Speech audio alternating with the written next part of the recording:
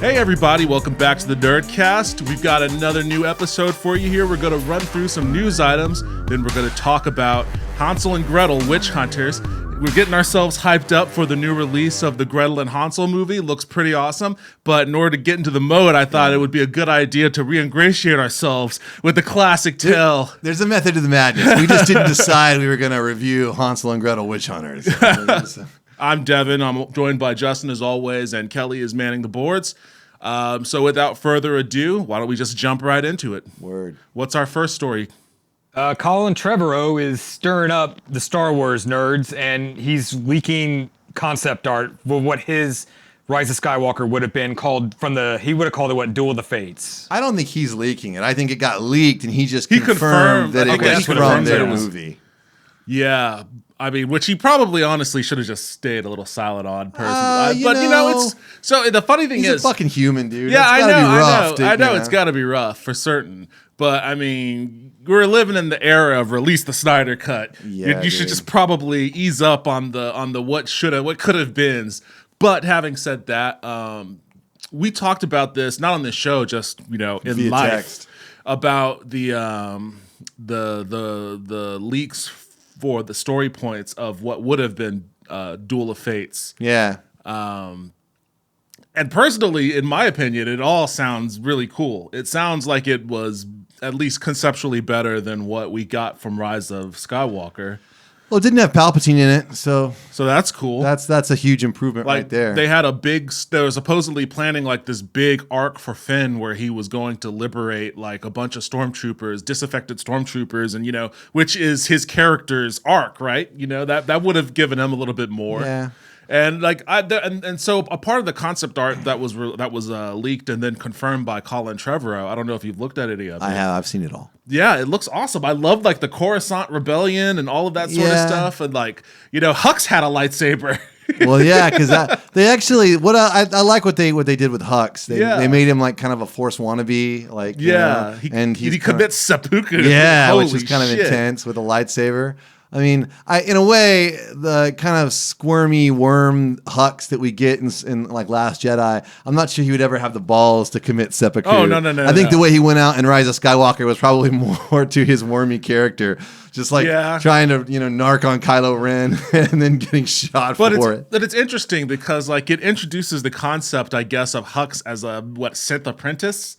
Well, he's not really a Sith apprentice. He's just a wannabe. He just got some lightsabers. He just got a lightsaber somewhere? Yeah. Well, I mean, he's the head of the First Order. I'm sure you could come up with one somewhere. And plus, they're on Coruscant. They could probably go into the Jedi. I'm sure that there's probably all those Jedi they killed during Order 66. I mean, there's a lot of lightsabers that I don't think Palpatine. I'm sure. When concept art is very deliberate, I don't think that they would be that flippant with a scene of him using a lightsaber. I've heard it in context of the script. He's a wannabe. He doesn't know any lightsaber. But they never that character was never written as a wannabe. Well, he's a wannabe Force user because Kylo Ren can use the Force, and he understands that's the big difference in why Kylo Ren is the boss and he's not. And so they should have played that up more in those first two movies then. Well, that's my point. That's what I'm trying to say. It's like all of a sudden he becomes a Force fetishist in the last thing and ends up committing seppuku with a lightsaber. Which makes me wonder, was Duel of the Fates written before Last Jedi? Yes, it was written before it came out. He had seen the script of Last Jedi, but it actually was written before Carrie Fisher died. So you would have never gotten that movie because Carrie Fisher is very prominent. Is all over it. So, I mean, I think that there are things about it that are cool. There are things about it that are kind of like, I mean, I'm kind of generally agnostic to. I wasn't that like Rise of Skywalker wasn't that awesome to me. So, I mean, I'm not like it would have to be better. You know what I'm saying? For me to be like, oh, that would have been cool over what we got. But a lot of it just kind of seemed like... For me, I don't think it's hard for it to be better. Like, I didn't like Rise of Skywalker that much. Yeah. So, like, anything that's not it piques my interest, basically. Yeah, I didn't actively hate Rise of Skywalker. So, I mean, it's like some of the stuff, like...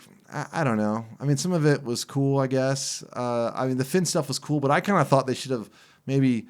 kind of played up Finn's whole Force affinity thing, which they touched a little bit on in Rise of Yeah. Skywalker, but I would have rather seen him do that than start a Stormtrooper rebellion. And honestly, no, I would have preferred the Stormtrooper rebellion. not me. And also, I don't like the conceit in the Duel of Fate script about there being like a Force beacon underneath the Jedi Temple, the Old Republic, and they've cut off communication for all the worlds. I don't. To me, that's the big thing that moves that's what the Force Order has done now that moves the thing forward. Again, that just kind of feels like, I don't know. Could we done something other than that? I mean, it just kind of, I don't know. I got you. Yeah, I just that's the thing. I think that like.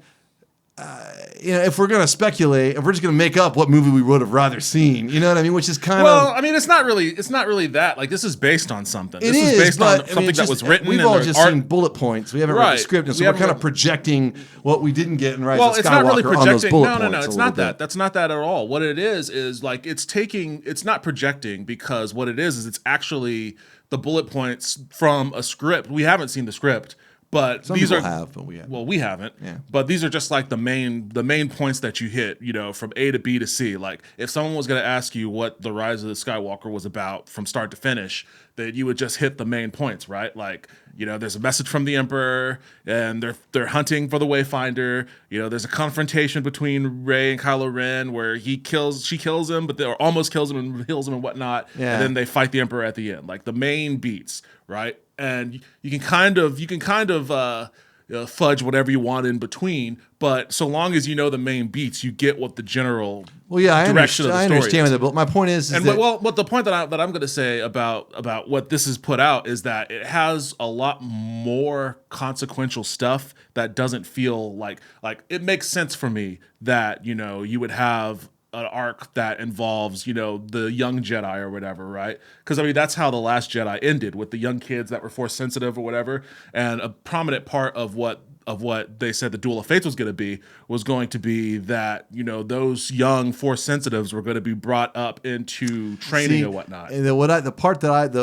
I watched actually Robert Meyer Burnett's first webcast where he went through the bullet points, and I wasn't actually in the bullet points. It was on the thing. I think he might have gone back and said it was other parts of the script, but in the very first thing where because I watched the one where he was the first guy in the world, I guess, other than, he was the one that came on the web and said, here's the script, and he's provided the bullet points. And it was his YouTube broadcast that the Reddit post was actually referencing.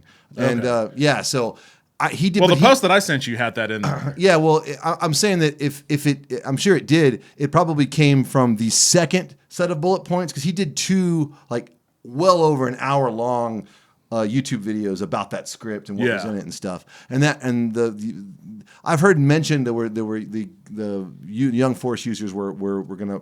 I've heard it mentioned, but not in the original video I saw. Okay, you know what I mean? And it's like, I don't know. In the original video I saw, it was like, there was some interesting stuff. I loved Kylo Ren being the main bad guy. Yeah, he should have been the main bad guy. And there was a really cool piece of art where it had him fighting Darth Vader. And I'm just curious about what that was all about. Yeah, well, he goes to a planet to talk to a Sith, not even a Sith master, because originally it was described as Palpatine's master, but.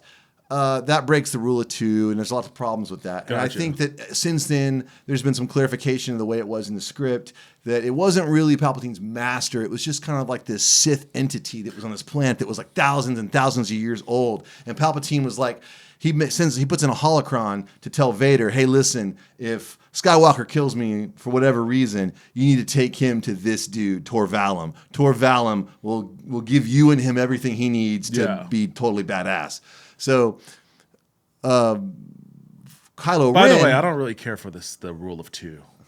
Yeah, they could do away with that pretty easily. Honestly, I'm completely agnostic to it, but it is a canon. Lots of people are super important to him, and I had actually heard way back when they actually let Colin Trevorrow go, when this thing that there were things in his script that heavily broke canon. And I imagine they were probably referencing this. Yeah. But who knows what it could have been? Because, I mean, this is all like night-hand information. Well, I mean, as someone personally who, as I very, infamously have said many times on this show, like I'm not super into Star Wars. Like I'm not a diehard. So breaking canon doesn't mean shit all to me. Yeah, well, I mean, it's, but I get that that's a thing for the diehards.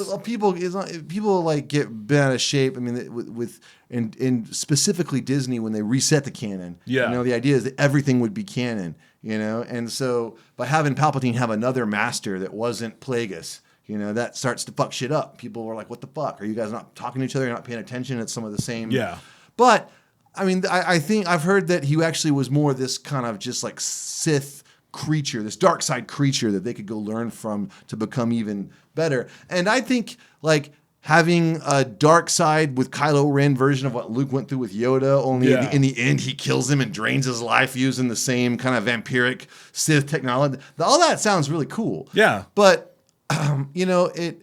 there's at one point with Rey, at least in the first iteration of the script that was explained on the first YouTube video. He's like, Rey goes somewhere with somebody to learn about the light side, that's how it was in the bullet point. It was like, yeah, she goes somewhere, which I'm not even sure in the script it was actually outlined where she goes. Where she goes just off somewhere. Yeah, she goes somewhere to do her thing, come back, and that just kind of sounds like more of what we got. Oh yeah, that's Last Jedi. And but I mean, if this was written before, Rise of Skywalker, where it's like they go somewhere, they do this, they go somewhere and they do that. You know what I mean? Oh no, I meant like if she goes somewhere to learn light side. That's not learn light side, but to do something. It was just kind of like and she needs to go do something, so she goes somewhere. It just sounds like a fetch quest. Yeah, it's like so that when I heard that, and I was just kind of like, But when I sent this story to you guys, my prediction was that in 10 years' time, that the Duel of the Fates is going to have longer legs than Rise of Skywalker. I don't because I think no, I do because I think that like the combination of the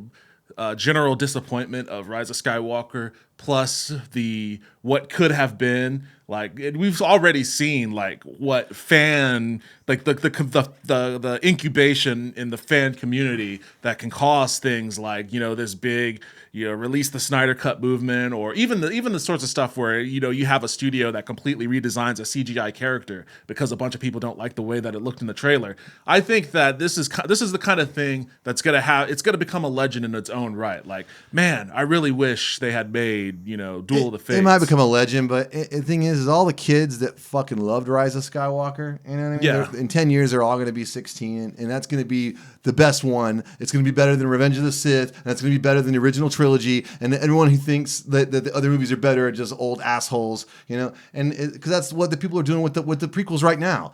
It was ubiquitous. The prequels were awful. Everyone agreed. It was a cultural joke that echoed through everywhere, to the point where Patton Oswalt went viral on some ranting about the prequels. You know what I mean? As an outtake to a Community or whatever that show was.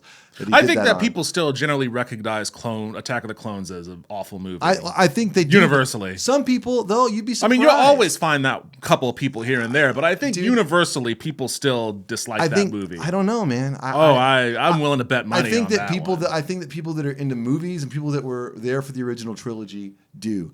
I think that people that were kids during the prequels and weren't around for the original trilogy, I would think a lot of them are actually pretty soft on Attack. I mean, they're not anywhere near as hard on Attack of the Clones. Oh, they're not as hard as we are, but I'm willing to bet that the majority of them would recognize that. And it's there not are a good significantly amount of videos. There's one on YouTube right now that says the prequels were genius and nobody got it. I don't doubt any of that stuff at all.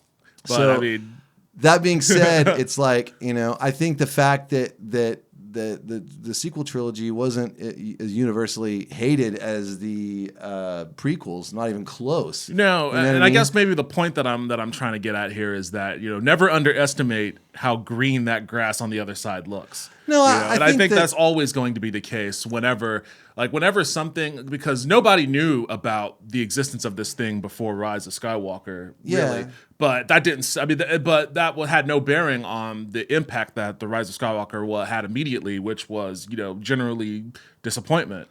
So Yeah, I mean, it's there's just a combination of things. surprisingly light Rise of Skywalker. No, I mean, when I say disappointment, I'm talking about it wasn't. I think that honestly, people like time. People are generally softer on the prequels now after a long time. It's just like the disappointment and the shock of being disappointed has worn off, and you just come to accept that canon shit. And then the Clone Wars series came out, and a bunch of people got to see kind of what they were trying to go for in the prequels, and it kind of squared some of the circles in the prequels and stuff. And people loved the Clone Wars. There'll be stuff that happens that references things in Rise of Skywalker. Yeah, all those kids. I definitely think that like as more things come out prior to this and build off of it and around it, it'll definitely make it better, make it more palatable. Will generally like their animus will kind of wear down, and then the kids that loved it will grow up and be older, and they'll be in the conversation a lot more than they are now. And I think that it'll always be a legend, you know what I mean? Like the clown that cried or whatever, you know what I'm saying? But I don't think it's going to overshadow the actual movie. That's just my opinion. Fair enough.